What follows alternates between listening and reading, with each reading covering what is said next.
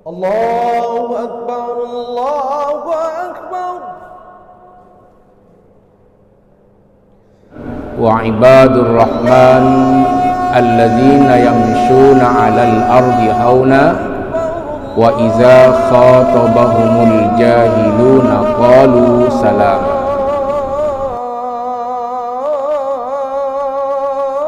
Assalamualaikum warahmatullahi wabarakatuh.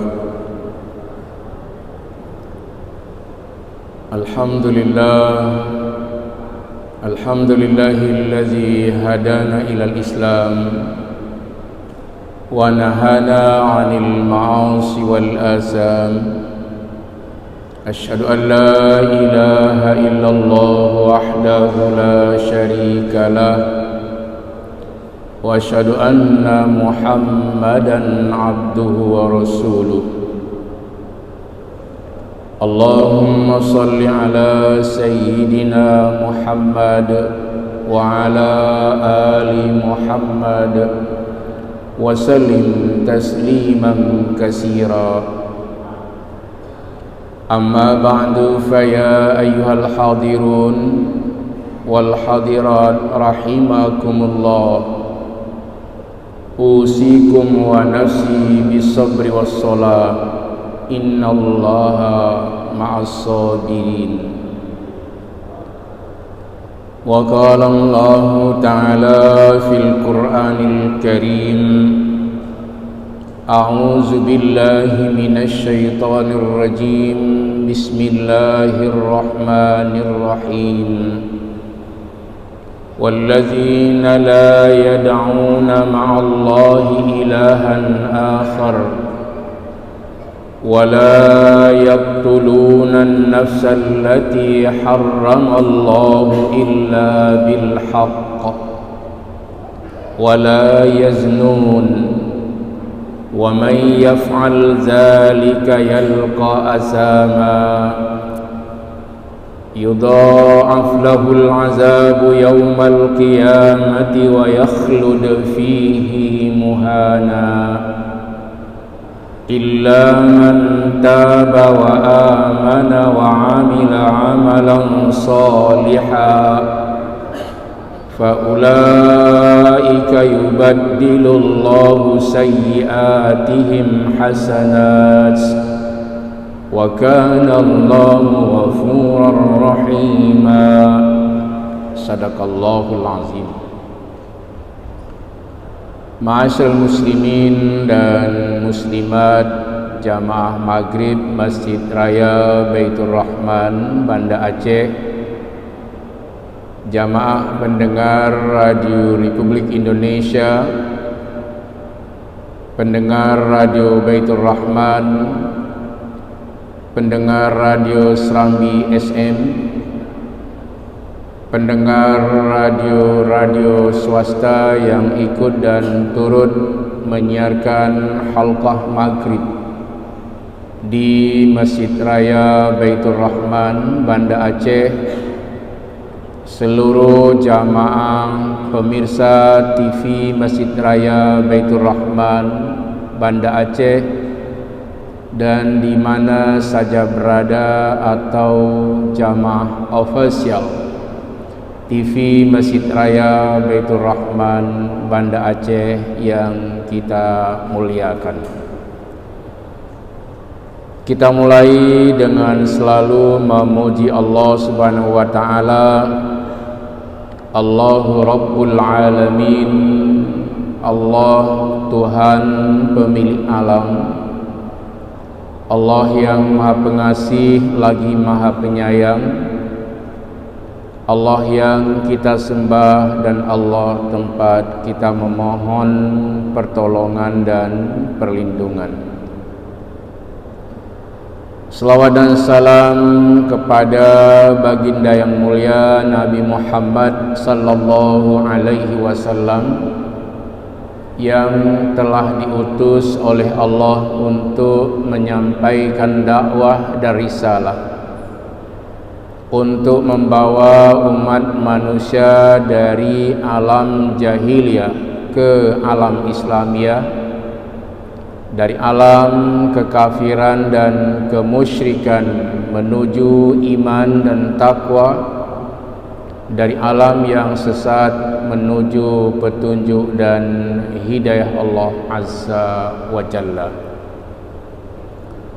Malam ini insyaallah kita akan melanjutkan kajian kita tentang ayat-ayat akhlak, tafsir ayat-ayat akhlak dan ilmu akhlak.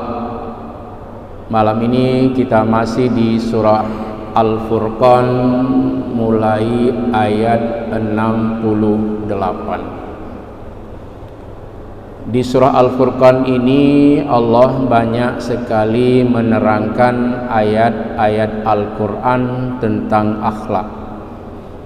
Dan pada saat saya menggantikan ceramah subuh di Masjid Raya Baitur Rahman ini, saya pernah menjelaskan tentang beberapa hamba Allah yang dimuliakan oleh Allah, yang diberikan penghormatan dan kemuliaan oleh Allah kepada hamba-hambanya yang berakhlak atau memiliki etika mulia dalam kehidupannya.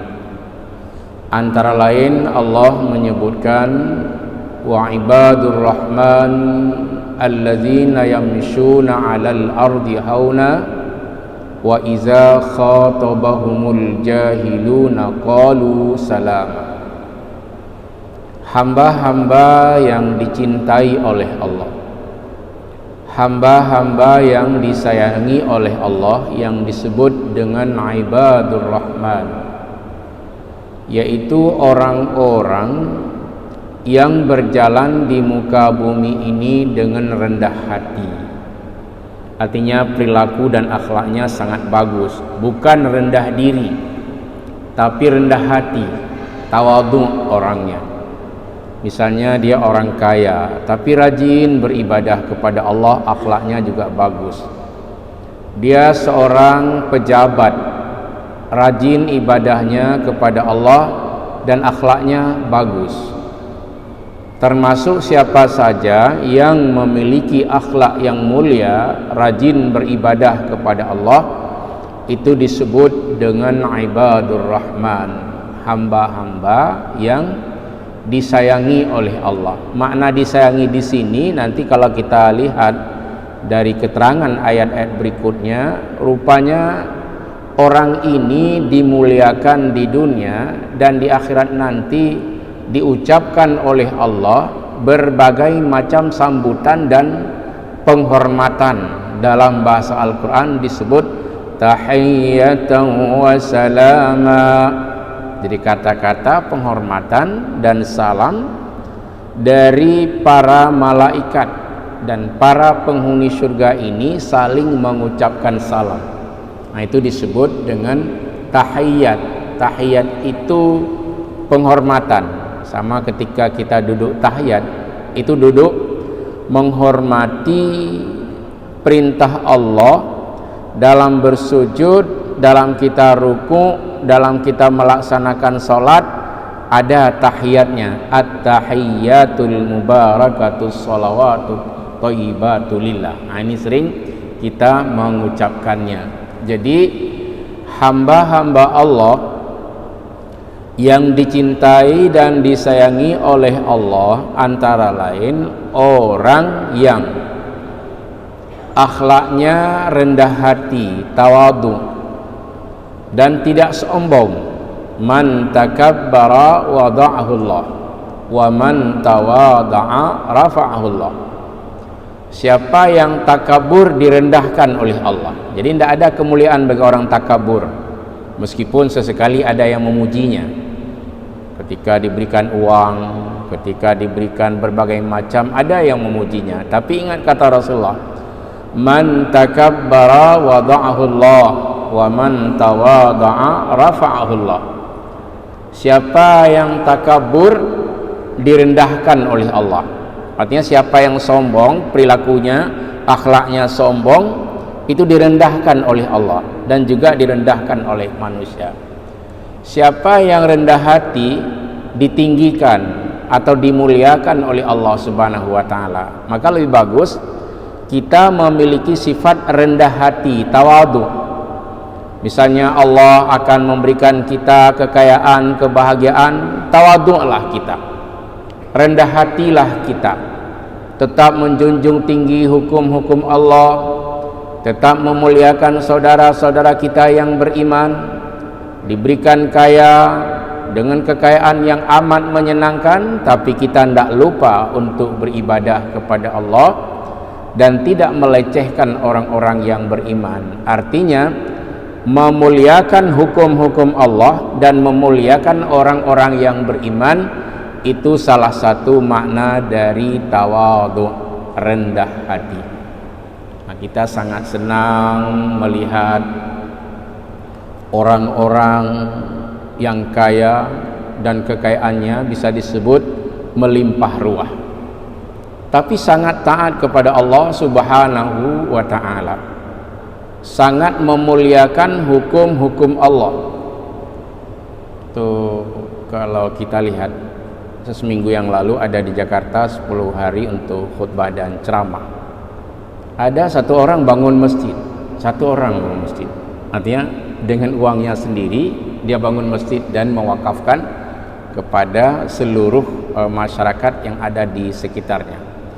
Tapi orangnya tetap rendah hati, turut ikut berjamaah selalu dengan jamaah-jamaah biasa. Ini yang kita lihat di luar kita.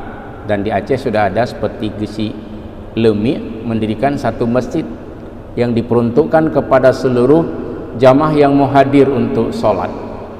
Dan pada waktu Haji Gesi Lemi masih ada di tengah-tengah kita, beliau juga sangat taat kepada Allah Subhanahu wa ta'ala dan tetap mengurus masjid.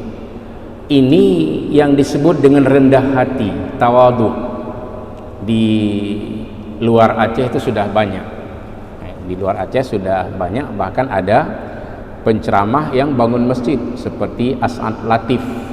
Itu di Makassar, beliau membuat sebuah masjid yang sangat disukai oleh masyarakat sekitar, dan ada orang yang mengadakan wisata Islami untuk mengunjungi masjid-masjid.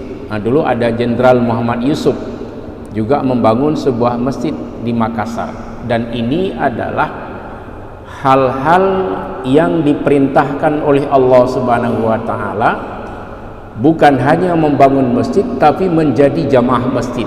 Itu namanya memakmurkan masjid. Ketika Allah memberikan berbagai macam kemudahan kepada kita semua, ada rencana untuk membangun rumah Allah, maka Allah akan membangun istana nanti di yaumil mahsyar kepada orang-orang yang tawadhu ini.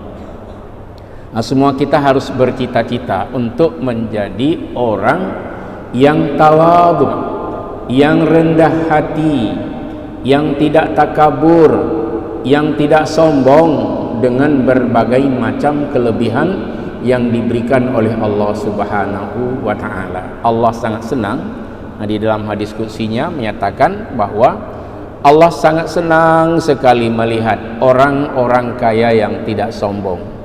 Dan Allah sangat tidak senang kepada orang miskin yang sombong. Sudah miskin nggak mau beribadah, uang nggak ada, ibadah nggak ada. Masuk ke mana? Masuk ke dalam orang sombong juga. Maka di dalam Al-Quran Allah jelaskan, ada hamba-hamba yang disayangi oleh Allah, bukan disayangi oleh manusia. Kalau disayangi oleh manusia, misalnya dia nggak ada uang, minta-minta sama manusia, tapi kemudian tidak mau beribadah, taunya hanya untuk kebutuhan dirinya. Di dalam Al-Quran tidak seperti itu. Yang disuruh oleh Allah, hendaknya semua kita ini berjalan di muka bumi, artinya menjalani hidup kita ini dengan hauna, dengan sifat rendah hati, dengan sifat yang menyenangkan orang lain ketika melihat kita. Tidak ada bakat sombong, tidak menyombongkan diri dalam kehidupan ini. Rasulullah ketika menjelaskan tentang kesombongan, langsung ditanya oleh para sahabat, "Ya Rasulullah, ma makna sombong itu? Apa arti sombong itu ya Rasulullah?" Mahiyat takabur ya Rasulullah, apa itu takabur ya Rasulullah? Takabur itu melecehkan kebenaran dan meremehkan orang-orang yang beriman. Nah, itu jawab Rasulullah sallallahu alaihi wasallam. Jadi kita sebagai orang yang beriman kepada Allah tetap menjunjung tinggi hukum-hukum Allah. Jika Allah memberikan kelebihan kepada kita semua, kemuliaan kepada kita semua, tetap berjalan di muka bumi ini, menjalani kehidupan kita ini dengan hauna, dengan rendah hati, dengan tawadhu, dengan tidak congkak, dengan tidak sombong, dengan tidak takabur, tapi dengan hauna atau tawadhu. Apa manfaat daripada tawadhu ini, rendah hati ini? Siapa yang takabur direndahkan oleh Allah, siapa yang rendah hati dimuliakan oleh Allah. Jadi meskipun dia seorang yang miskin karena rajin ibadahnya kepada Allah Subhanahu wa taala, tetap dia dimuliakan oleh Allah dan dimuliakan oleh seluruh umat manusia. Nah, inilah manfaatnya kita hidup dan berakhlak dengan akhlak yang mulia, tawadhu, rendah hati, dan tidak menyombongkan diri. Nah, itu yang pertama. Yang kedua, orang yang tidak sombong ini, wallazina yabituna lirabbihim sujjadan wa qiyama, orang yang selalu tetap beribadah, sujud dia pada Allah. Berdiri di sini artinya mendirikan sholat. Sujud juga sholat. Jadi sujud juga sholat. Misalnya kita melaksanakan sholat maghrib seperti tadi, itu tentu ada sujud, ada rukuknya. Nah, jadi sujadah, sujud kita kepada Allah Subhanahu wa ta'ala, dan tetap sujadah wa qiyamah tiap hari. Jadi orang yang tetap ini, orang yang selalu istiqamah ini dalam beribadah, itu disebut dengan orang yang rendah hati. Selalu dia mau beribadah kepada Allah. Hari ini hari Rabu, kita sudah melaksanakan salat subuh. Sangat beruntung orang yang bisa salat secara berjamaah tadi subuh. Kemudian salat zuhur, sangat beruntung orang yang bisa salat berjamaah zuhur. Asar kita lalui dengan salat jamaah. Maghrib seperti baru tadi kita melaksanakan secara berjamaah. Isya sebentar lagi akan kita laksanakan secara berjamaah. Itu disebut dengan wallazina yabituna lirabbihim sujjadan wa qiyama. Dan orang yang selalu tetap kokoh dia, nggak terpengaruh dia dengan berbagai macam kesibukannya, dengan berbagai macam kelalaiannya, dengan berbagai macam pekerjaannya. Dia disiplin melaksanakan sholat, bahkan disiplin sholat secara berjamaah. Ini termasuk orang-orang yang rendah hatinya dalam mengikuti titah dan perintah Allah Subhanahu wa ta'ala. Nah, kita selalu berdoa semoga tetap rajin beribadah. Kalau hari-hari sebelumnya rajin berjamaah, ke depan kita berdoa lagi semoga selalu sehat dalam lindungan Allah dan bisa sholat secara berjamaah. Itu disebut dengan sujjadan wa qiyama. Nah, dia tetap dalam keadaan sujud, berdiri, menegakkan sholat secara berjamaah. Setelah itu dia berdoa kepada Allah agar dia tidak dimasukkan oleh Allah ke dalam neraka.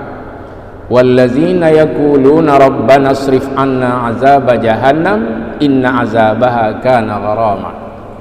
Orang yang selalu berdoa, ya Allah, Engkau jauhkan kami ya Allah dari siksaan neraka jahannam.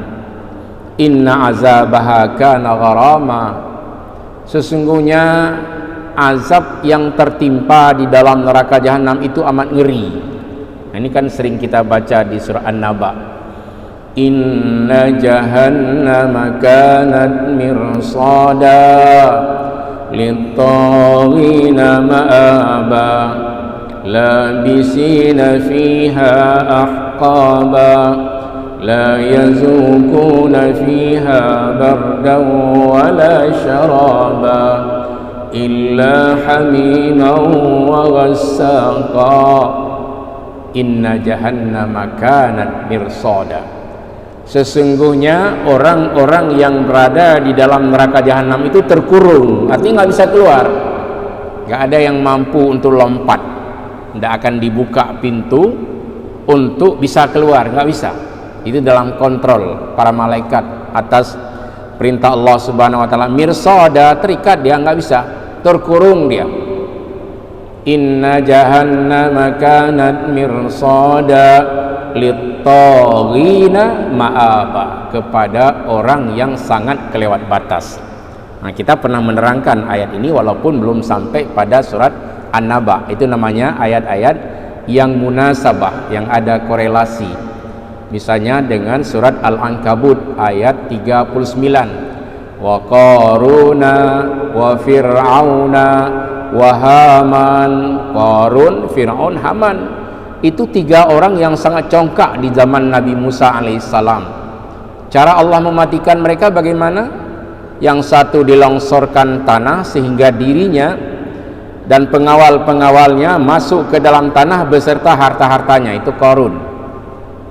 Kemudian Fir'aun, seorang raja yang zalim, yang sangat congkak dan sombong, beserta seorang menterinya yang bernama Haman, ajudannya juga ditenggelamkan oleh Allah Subhanahu wa ta'ala, dan semuanya dimusnahkan oleh Allah Subhanahu wa ta'ala, termasuk pengawal-pengawalnya dan tentara-tentara Fir'aun laknatillah, semua ditenggelamkan oleh Allah Subhanahu wa ta'ala. Nah, jadi semua yang sombong itu kalau bahasa kita dihajar, dilaknat, ditimpakan bencana oleh Allah Subhanahu wa ta'ala dengan berbagai macam bahaya, termasuk bahaya di akhirat, namanya gharama. Arti gharama ini ngeri, dahsyat sekali. Apanya yang dahsyat? Situasinya dahsyat. Labisina fiha ahqaba, mereka tinggal di dalam neraka jahanam berabad-abad lamanya. La yazuquna fiha bardan wala syaraba, di dalam neraka jahanam tidak diberikan makanan, tidak diberikan minuman kecuali panas yang amat panas. Apa makanan penghuni neraka jahanam? Illa hamiman wa ghassaqa, kecuali dari air yang amat mendidih dan dari air luka manusia. Kan ngeri. Ini bahasa Aceh luat deh. Gharama. Maka kita diminta untuk selalu berdoa. Coba lihat orang naik haji, umrah, inti doanya apa? Rabbana atina fid dunya hasanah wa fil akhirati hasanatan wa qina azabannar. Jadi kalau orang sedang tawaf lupa doa, nggak ingat lagi apa nih pada tawaf yang keempat, nggak ingat lagi doanya, baca buku nggak bisa, ya kan, karena terlalu banyak orang. Rabbana atina fid dunya hasanah wa fil akhirati hasanatan wa qina azabannar. Ya Tuhan kami, Engkau datangkan kepada kami kebahagiaan di dunia dan kebahagiaan di akhirat, dan bebaskan kami ya Allah daripada siksaan api neraka. Nah, ini jadi kepada kita semua ini selalu harus berdoa, karena neraka itu tidak ada yang indah. Innaha sa'at mustaqarran wa muqama, neraka itu tempat yang paling jelek. Jadi tempat yang paling ngeri, tempat yang paling berbahaya. Maka ketika ada orang yang menceritakan kepada kita tentang neraka, kita dengarkan baik-baik dan kita berdoa kepada Allah, semoga kita tidak menjadi penghuni neraka. Jangan suka mengejek. Alah, cerita bah neraka tapi itu jangan, ya kan? Karena di dalam Al-Quran memang cerita surga, cerita neraka yang harus dijelaskan kepada kita semua agar kita ini menjadi hamba-hamba Allah yang selalu tunduk dan patuh kepada Allah, mau beribadah kepada Allah Subhanahu wa taala. Karena di akhir surah Al-Furqan ini Allah nyatakan, ya Rasulullah, sampaikan kepada seluruh umatmu atau kepada hambaku, sebenarnya aku ingin mengindahkan seluruh umat manusia, tapi karena dia nggak mau beribadah, ya akhirnya ujung-ujungnya kutimpakan bencana dan azab kepada mereka. Sebenarnya semua kita ini mulia di sisi Allah. Inna akramakum indallahi atqakum. Sesungguhnya yang paling mulia di antara kamu adalah orang yang bertakwa. Jadi yang paling mulia bukanlah orang kaya, bukanlah orang berkuasa, bukanlah orang miskin, bukan orang kaya, bukan orang miskin, tapi siapa yang paling mulia? Orang yang beriman dan bertakwa kepada Allah Subhanahu wa taala. Siapapun dia dimuliakan oleh Allah Azza wa Jalla. Maka disuruh kita berdoa pada Allah. Rabbana atina fid dunya hasanah wa fil akhirati hasanatan wa qina azabannar. Ya Tuhan kami, Engkau datangkan kepada kami kebahagiaan di dunia dan kebahagiaan di akhirat, dan bebaskan kami ya Allah daripada siksaan api neraka. Nah, itu dalam kehidupan kita berdoa. Jangan lupa, bukan doa sapu jagat, tapi doa inti. Nah, orang ke mana sapu jagat? Kalau kita udah baca doa ini nggak perlu doa yang lain, bukan. Tetap perlu kepada doa-doa yang lain.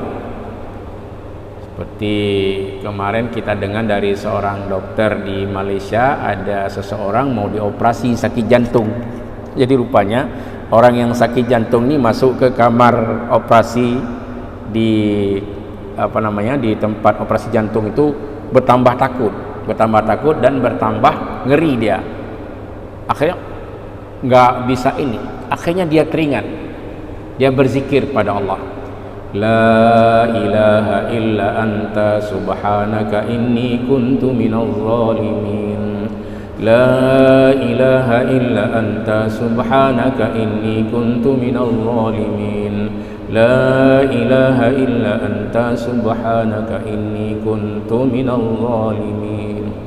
Akhirnya terbebas, jantungnya mulai baik kembali dan tidak jadi operasi. Ini mudah-mudahan bukan berita bohong, tapi pengakuan seorang dokter ahli jantung.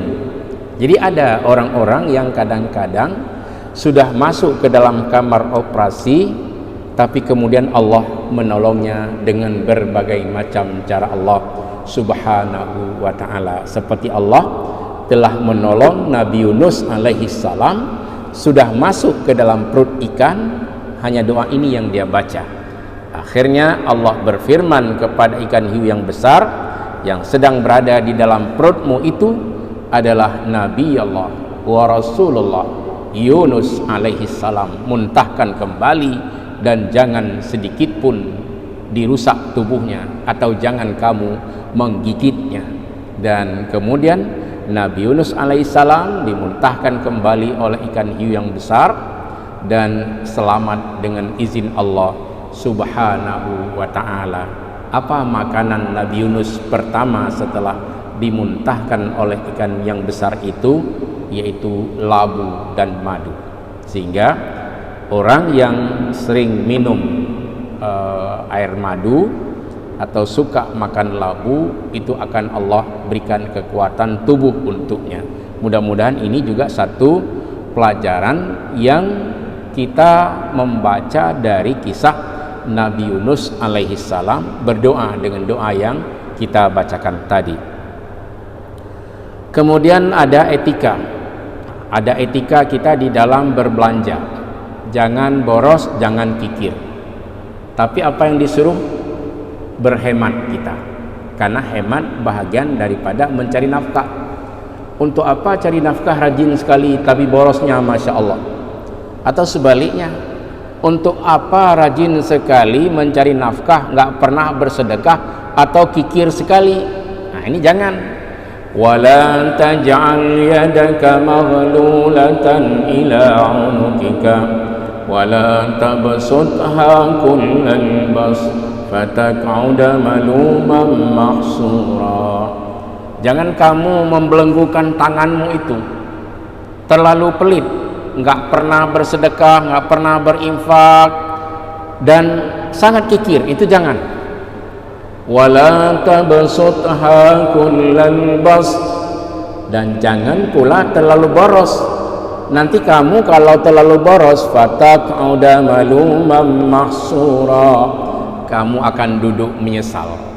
Jadi nggak ada perkiraan. Maka yang disuruh hemat di dalam berbelanja bahagian daripada mencari nafkah. Karena dengan hemat kita bisa disiplin dalam bayar zakat. Kita tulis penghasilan berapa dapat satu bulan, yang belum bayar zakat kita bayar zakat. Contoh pegawai negeri, dosen, itu dipotong setiap bulan. Ada penghasilan lain belum dipotong, bayar zakatnya. Nah ini termasuk orang yang tidak kikir. Dan membayar zakat bukan boros, bersedekah itu bukan boros, berbelanja di jalan Allah tidak boros. Misalnya membantu anak yatim, memberikan beasiswa kepada anak-anak yang tidak mampu, itu bukan boros.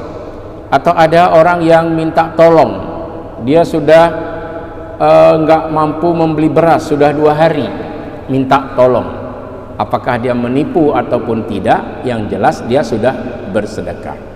Nah ini kita lihat, apalagi ciri dari orang yang dimuliakan oleh Allah Subhanahu wa taala. Wallazina la yad'una ma'allahi ilahan akhar, orang yang tidak menyembah selain Allah. Berdoa pun kepada Allah, jangan minta misalnya pada berhala, jangan menyembah berhala, tapi menyembah Allah. La na'budu illallah, la ilaha illallah, la na'budu illallah, la ilaha illallah. Tiada yang kita sembah melainkan Allah. La na'budu illallah, tidak ada yang kita sembah illallah. Jadi orang yang menyembah Allah Azza wa Jalla itu orang mulia. Orang yang menyembah Allah itu orang yang mulia. Menyembah Allah artinya ibadah pada Allah. Wala yaqtuluna an-nafsa allati harramallahu illa bil haqq, dan tidak membunuh manusia yang diharamkan oleh Allah kecuali dengan cara yang benar. Misalnya kita berperang melawan orang kafir, itu memang harus membunuh atau dibunuh. Jadi dalam jihad fi sabilillah, dalam kita berperang, kita bertemu dengan musuh dan musuh sedang mengejar-ngejar kita, lawan. Nah itu dibolehkan oleh Allah Subhanahu wa ta'ala. Setelah tidak membunuh, ini membunuh maksudnya ada seperti yang kita lihat sekarang ini, ada tanpa sebab, orang sudah sangat kejam, anak kecil diinjak-injak sampai dibunuh. Ada seorang anak membunuh ibunya. Nah ini diharamkan oleh Allah Subhanahu wa ta'ala. Jangan sekali-kali berpikir untuk membunuh, itu jangan. Jangan sekali-kali berpikir untuk membunuh, itu sangat berbahaya. Tidak ada orang yang bahagia setelah membunuh orang lain. Ingat kata Allah, jangan kamu membunuh allati harramallah, jiwa-jiwa yang telah diharamkan oleh Allah, illa bil haq. Nah, kalau kita berperang melawan orang kafir itu silahkan. Selanjutnya wala yaznun, jangan berzina. Jadi kalau mau hidup mulia, jangan berzina, jangan melakukan perbuatan yang sangat dibenci oleh Allah. Wala taqrabuz zina innahu kana fahisyatan wa sa'a sabila, jangan kamu mendekati zina, karena zina itu adalah jalan yang paling buruk. Allah mengharamkan zina Allah ganti dengan menghalalkan nikah. Allah mengharamkan judi, Allah ganti dengan jual beli dengan cara-cara yang benar. Demikian saja. Amin ya mujibas sailin. Hadanallahu wa iyyakum ajma'in. Wassalamualaikum warahmatullahi wabarakatuh. Rabbil alamin hamdan yuwafi ni'amahu wa yukafi'u mazidah. يا ربنا لك الحمد كما ينبغي لجلال وجهك الكريم وعظيم سلطانك. اللهم صل على سيدنا محمد وعلى آله وصحبه أجمعين. اللهم أعنا على ذكرك وشكرك وحسن عبادتك. ربنا